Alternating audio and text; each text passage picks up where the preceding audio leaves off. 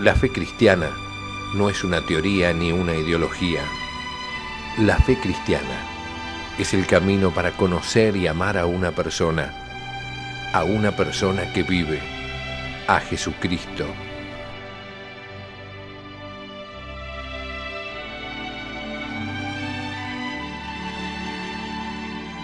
La fe cristiana, un curso del Instituto de Formación Teológica por Internet que quiere ayudarte a crecer en el amor a Jesús, nuestro Señor.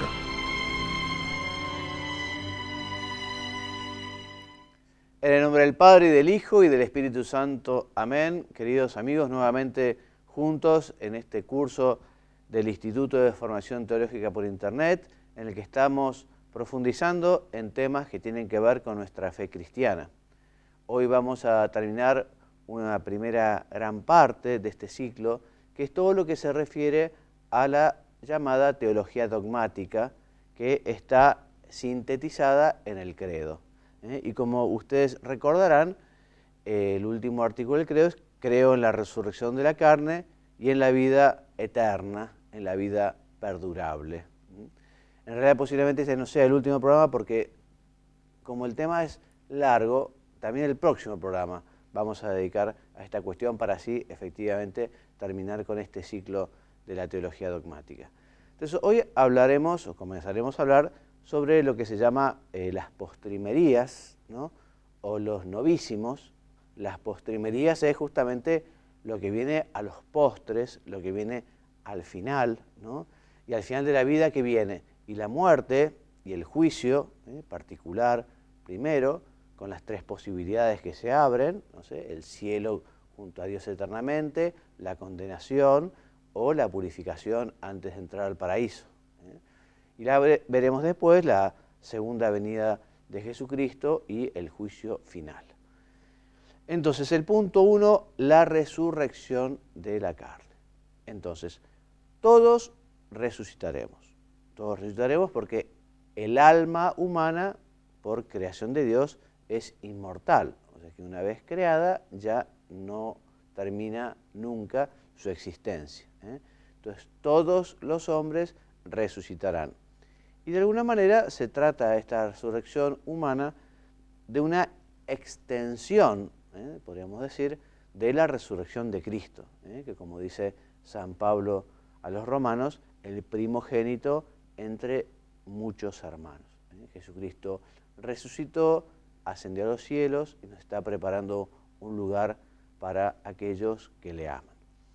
Entonces, todos los hombres vivos y muertos, justos y pecadores, resucitarán cuando Él venga al final de los tiempos.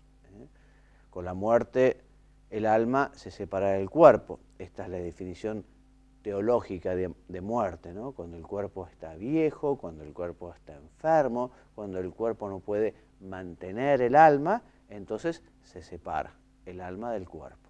Ya no es una persona, porque la persona es un supuesto de cuerpo y alma.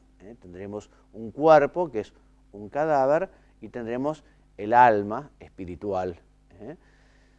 Entonces llegará un momento en donde se volverán a unir, esto es la resurrección, se volverán a unir ese cuerpo con el alma.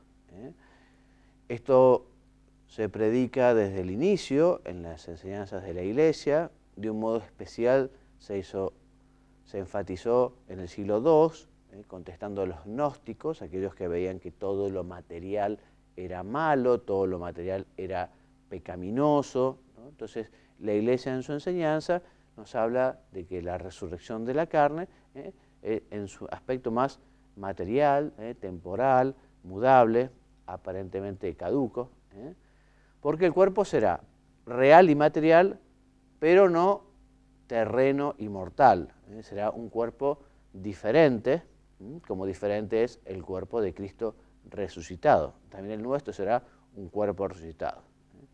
San Pablo caracteriza a este cuerpo resucitado y nos dice que será un cuerpo glorioso, un cuerpo espiritual.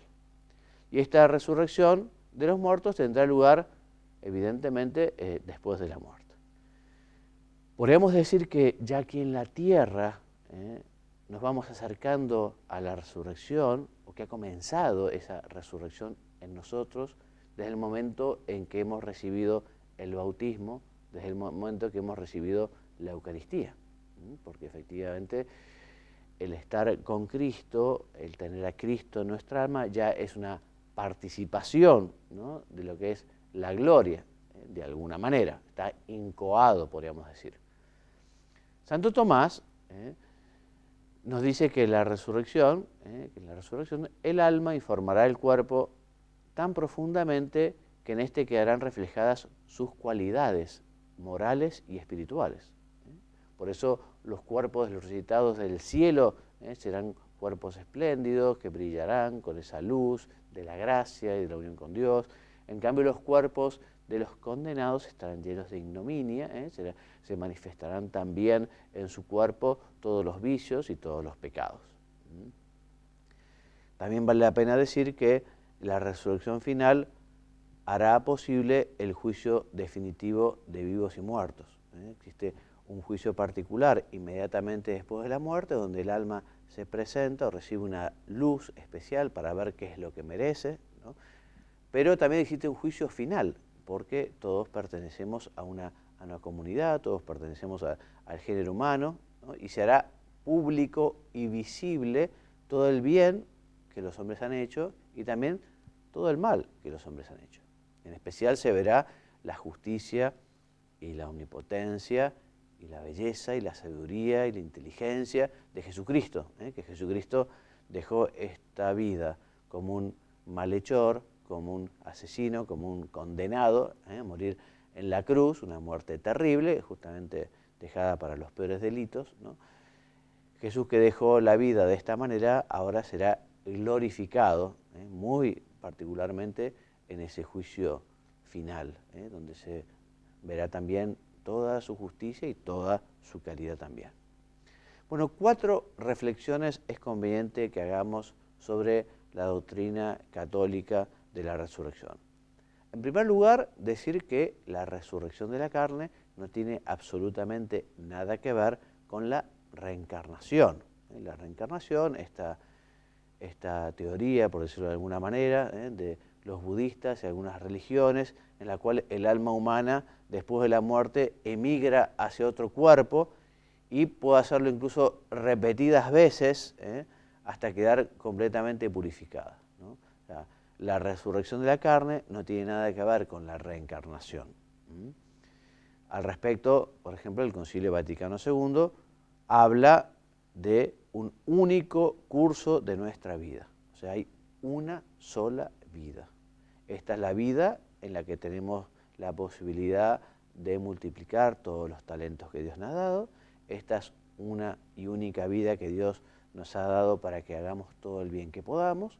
Y justamente sobre cómo hemos aprovechado esta vida, el día de mañana el Señor, como cuenta en varias parábolas en el Evangelio, como un administrador nos pedirá cuentas, de qué hemos hecho con esos talentos, de qué hemos hecho con esas minas, de qué hemos hecho, cómo hemos aprovechado esos bienes que Dios nos ha dado para administrar.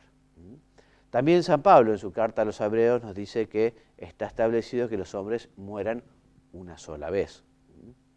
Segunda idea, una manifestación clara de la fe de la Iglesia en la resurrección del propio cuerpo es la veneración de la reliquia de los santos, ¿no? O sea, que efectivamente nosotros, al creer en la resurrección de la carne, justamente tenemos veneración por esas reliquias de esos hombres que han vivido heroicamente las virtudes cristianas, que se han identificado particularmente con Jesucristo, que han sido hombres realmente de mucho bien. Entonces las reliquias se veneran, porque efectivamente esas personas nos llevan a Cristo porque se identificaron con Cristo. También hay que tener en cuenta que la cremación, aunque no es algo ilícito, salvo que se elija por razones contrarias a la fe, pero si no, la cremación no es ilícita. Pero no obstante ello, la Iglesia aconseja vivamente conservar la piadosa costumbre de sepultar los cadáveres. En efecto, los cuerpos de los difuntos deben ser tratados con respeto y caridad en la fe y la esperanza de la resurrección. Enterrar a los muertos es una obra de misericordia. ¿Se acordarán ustedes del libro de Tobías, aquel buen israelita que enterraba a sus paisanos cuando efectivamente el rey no lo permitía, lo prohibía, querían que se quedaran allí, ¿no? Y que se lo comieran los buitres, que se lo comieran los animales o las alimañas, y aquel hombre realizaba ese servicio que después le supuso, en fin, una gran contradicción, ¿no? Y persecución. Enterrar a los muertos, una obra de misericordia, porque efectivamente, en fin, es una demostración de amor hacia aquella persona, que ya ahora no es persona, que está el alma espiritual, ¿no? Y queda justamente el cadáver. Y una cuarta idea es que la resurrección de los muertos coincide con lo que la Sagrada Escritura llama la venida de los nuevos cielos y la nueva tierra, ¿no? Los nuevos cielos y la nueva tierra. Porque no solo resucitarán los hombres, no solo se unirán los cuerpos a las almas, el cosmos por entero se transformará. La Iglesia también será llevada a su plena perfección cuando llegue el tiempo de la restauración de todas las cosas y cuando con el género humano también el universo entero sea perfectamente renovado. Punto número 2, el sentido cristiano de la muerte. Lo primero que es conveniente decir es que la muerte es un misterio, ¿no? Dios no creó al hombre para la muerte, Dios creó al hombre para que viviera. La muerte ingresa en la historia de la humanidad junto con el pecado, con el primer pecado, con el pecado original. Si no hubiera habido pecado original, no habría muerte, así de sencillo, ¿no? No hubiéramos perdido tantos dones, en fin, la gracia de Dios, los dones preternaturales. Hubiera sido muy diferente la historia de la humanidad si no hubiera habido pecado original. Pero este misterio, este enigma de la muerte, se comprende mejor a la luz de la resurrección de Cristo. Como toda la existencia del hombre y el mismo ser del hombre se entiende justamente a la luz del misterio de Cristo. La muerte, que es la pérdida de la vida humana, se presenta como el mal más terrible en el orden meramente natural. Evidentemente, para quien no tiene fe y para quien cree que todo termina aquí en la tierra, con la muerte termina todo, ¿no? Para nosotros, hombres de fe, pensamos que efectivamente existe un más allá, y además que esta vida ha sido preparación para esa vida eterna. O sea, el sentido de la existencia del hombre sobre el mundo es prepararse para gozar de lo que llamamos la visión beatífica, como veremos más adelante, ¿no? Es poder compartir con Dios la eternidad. Ni ojo vio, ni oído oyó lo que Dios tiene preparado para los que le aman. Pero podemos imaginarnos muy bien si el amor que Dios nos tiene es tan grande, cuánto dará a sus hijos, cuánto bien dará a sus hijos después de una vida buena, de una vida santa, de una vida virtuosa. Entonces, repetimos, la muerte es natural, en el sentido de que el alma tiene que separarse del cuerpo. Y desde el punto de vista, la muerte marca el término de la peregrinación terrena. Aquí termina el tiempo de merecer, o sea, termina la posibilidad de hacer el bien. Una vez que la persona muere, ya, digamos, será juzgada por sus méritos, por sus acciones, por su modo de vivir. No existe después de la muerte como una segunda oportunidad, ¿no? No existe como si fuera un tiempo suplementario, ¿no? Terminó el partido, pero bueno, hacemos alargue, a ver cómo termina. No, cuando termina la vida, termina el tiempo de merecer. Evidentemente, Dios no es un cazador que está esperando así a que la presa esté distraída para llevarla en cualquier momento. No. Dios es como un buen jardinero que va preparando sus plantas, que va preparando sus flores, que las riega, que las abona, y cuando están en su mejor momento, entonces las corta para el altar del cielo. Por eso nosotros que tenemos fe, tenemos mucha paz en el alma, sabiendo que bueno, Dios nos llamará en el mejor momento.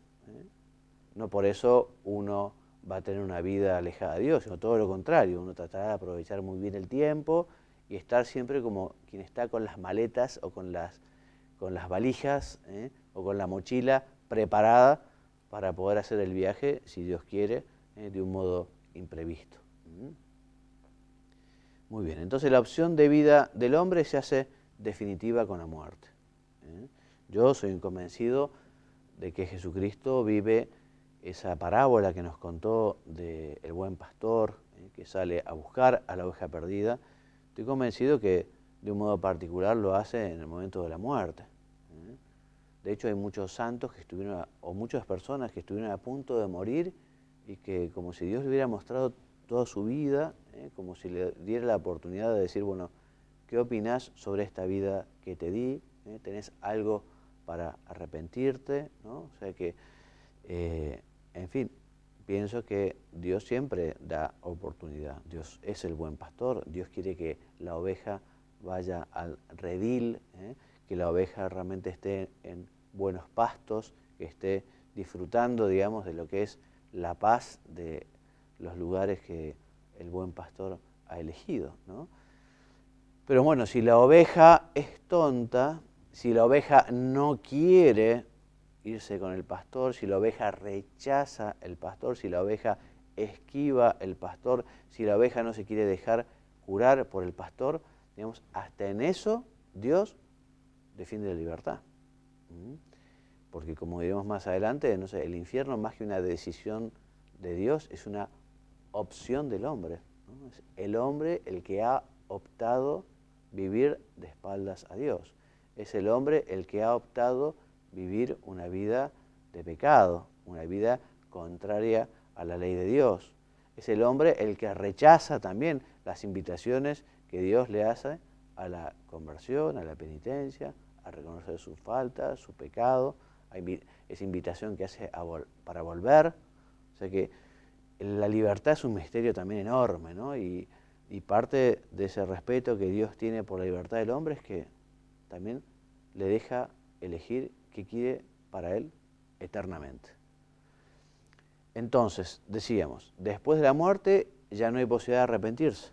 Después de la muerte termina. Justo después de la muerte irá al cielo, al infierno o al purgatorio. Para que esto tenga lugar existe lo que la Iglesia llamaba el juicio particular. Ese momento en el que después de la muerte el alma se presenta a Dios y recibe una gracia especial para darse cuenta qué es lo que merece por la vida que ha tenido. Por eso el pensar también en la muerte, el pensar en el juicio, nos debería ayudar a aprovechar muy bien el tiempo, nos debería ayudar a querer realmente multiplicar los talentos que Dios nos ha dado, porque somos administradores de esta vida que tenemos. No podemos ser malos administradores. Mal administrador fue aquel que tomó el talento, fue y lo enterró, y cuando vino su señor a pedirle cuentas, dijo, yo tuve miedo porque sé que exiges mucho, porque cosechas donde no has sembrado, entonces tuve miedo y enterré el talento, bueno, y te lo devuelvo el talento. Y no, y Jesús en la parábola dice, muy mal, siervo malo y perezoso, podrías haber dado tu talento a los banqueros para, por lo menos, conseguir los intereses del mismo. El talento es una moneda muy valiosa. O sea que tenemos que aprovechar este tiempo y tenemos que aprovechar estos dones y estas gracias que Dios nos ha dado. Qué pena da cuando uno se encuentra con malos administradores que deberían justamente sacar provecho y hacer lo mejor de un capital que es ajeno, que es de otro, y de pronto tienen un enriquecimiento personal y lo hacen de un modo, digamos, pecaminoso, de un modo delictivo, de un modo tramposo, engañando, ¿no? Porque en vez de producir para el dueño del capital, lo hacen para uno mismo. Bueno, de alguna manera nosotros, justamente cuando tenemos una vida lejos de Dios, en vez de estar administrando la vida como Dios quiere, estamos siendo egoístas y estamos yendo por el mal camino. Muy bien. Entonces la Escritura nos enseña que la muerte ha entrado en el mundo a causa del pecado original, lo decíamos al comenzar el programa. Y así como por el pecado entró la muerte en el mundo, por la obediencia de un hombre, por la obediencia de Cristo, entra la vida. La muerte de Cristo nos recupera la posibilidad de la vida eterna.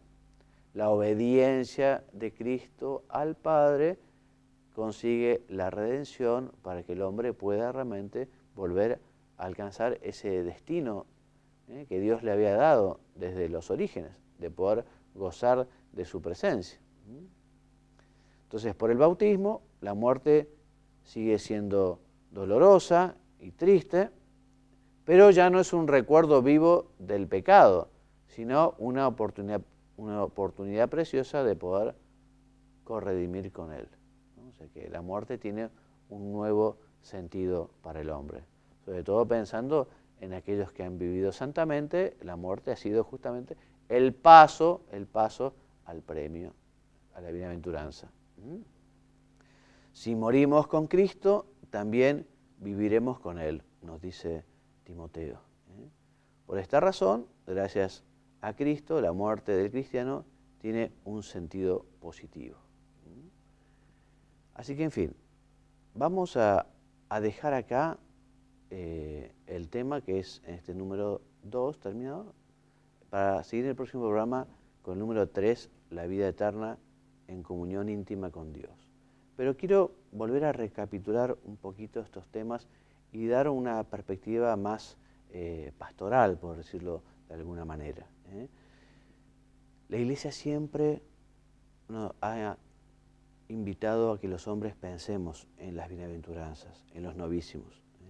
Quizá ustedes recuerden a Vittorio Messori, ese periodista que en el libro de entrevistas al Papa Juan Pablo II le pregunta, bueno, ¿y por qué la Iglesia, que es tan locuaz en muchos temas terrenos, calla sobre lo importante? Y le dice, Santo Padre, el cielo, el infierno, el purgatorio, todavía existen. Y el Papa Juan Pablo II dice, la Iglesia no puede renunciar a este mensaje. Dice, si vemos el Concilio Vaticano II y la Lumen Gentium, vemos que tiene un contenido escatológico, esto es, hace referencia al final de los tiempos, y que además la Iglesia siempre, en sus catequistas y en sus sacerdotes, recuerda que efectivamente somos peregrinos, no tenemos morada permanente, estamos de paso, que lo importante es la gloria. Y también dice al periodista, bueno, y recuerde usted las misiones, ¿no? Y los retiros espirituales, los ejercicios espirituales. El tema de los novísimos ha sido un tema central siempre en la predicación. Por eso los sacerdotes también tenemos que hablar de ese tema. No para asustar a la gente, sino para recordarles que esto es lo importante, ¿no? El padre Jorge Loring, en su libro Para Salvarte, dice, esto de no hablar para no asustar es algo ridículo. Es como si no pusieran un cartel, cuando hay un camino de montaña, barranca abajo, y después de una curva muy peligrosa, un puente roto. Quien va por allí corre peligro de desbarrancarse y perder la vida. Entonces hay que poner un cartel. Sería absurdo que alguno diga, no, pero ¿qué va a poner ese cartel? No vaya a ser que alguno se asuste. Entonces nosotros los sacerdotes tenemos que hablar de estos temas, de esos temas que son los temas importantes, los temas importantes. Lo que no debería pasar nunca es que alguien se presentara a Dios y le dijera lo que dijo aquel que llevaba 38 años en la piscina de Siloé. ¿Se acuerdan? Dice, yo no tengo nadie que me ayude a entrar en la piscina cuando viene el ángel y remueve las aguas.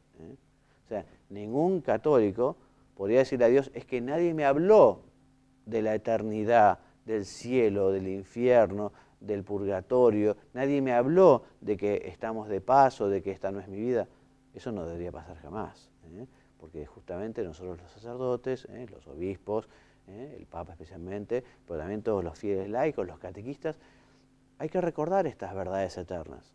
Son importantísimas, porque la vida no tiene sentido, no tiene sentido si uno no vive cara a la eternidad.